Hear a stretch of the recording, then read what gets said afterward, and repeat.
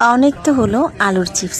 এবার চলেন জাতীয় ফল কাঁঠাল দিয়ে একটা জাতীয় রেসিপি ট্রাই করি। আমার মিনি কিচেনে কাঁঠালের চিপস বানাবো। এই চিপস কে কে ট্রাই করেছেন অবশ্যই জানাবেন। যেহেতু আমাদের গাছে অনেক কাঁঠাল হয়েছে আলহামদুলিল্লাহ, তো পাকা পর্যন্ত অপেক্ষা করতে পারবো না। ভাবলাম যে গাছ থেকে কাঁঠাল কেটে নেই। গাছ থেকে কাঁঠাল পড়ার পর অনেক মায়া লাগছিল, পরে ইচ্ছা হচ্ছিল যে কাঁঠালের কষ দিয়ে আবার জোড়া লাগিয়ে দিই। যাই হোক, এটা সম্ভব। তারপর অফ ক্যামেরায় কাঁঠালগুলো আমি কুটে নিই এবং আমার পছন্দ অনুযায়ী সাইজ করে নিই। এখানে আমি নুন হলুদ মেখে অফ ক্যামেরায় সিদ্ধ করে নিয়েছি। তারপর আমি এখানে আদা বাটা, রসুন বাটা, জিরা বাটা, ধনে বাটা, গরম মশলা এবং লাস্টে হচ্ছে ম্যাগি মশলা ভালো করে মেখে তেলে ফ্রাই করে নিই। যেহেতু এটা আমাদের জাতীয় ফল, তো এটার ডিমান্ডও একটু। তো এই সব মশলা দিয়ে ভালো করে মুচমুচে করে ভেজে নিতে পারলে এটা যে এত বেশি মজা, বাচ্চারা অনেক পছন্দ। বাইরের দোকানের চিপস না দিয়ে আপনি কিন্তু এই কাঁঠালের সিজনে কাঁঠালের চিপস দিতে পারেন। এটা খুবই স্বাস্থ্যসম্মত। তবে কার কাছে কেমন লাগে জানি না, আমার কাঁঠালের কোনো তরকারি ভালো লাগে না, তবে কাঁঠাল এভাবে ভেজে খেতে আমার অনেক ভালো লাগে, যদি সেটা হয় মুচমুচে।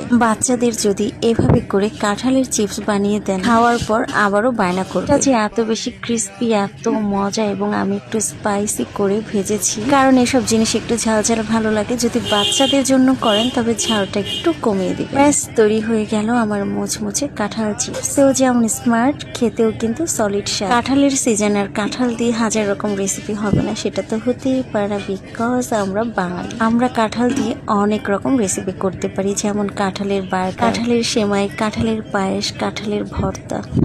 জাস্ট মজা করলাম। চিপসটা কেমন লাগলো জানাবেন।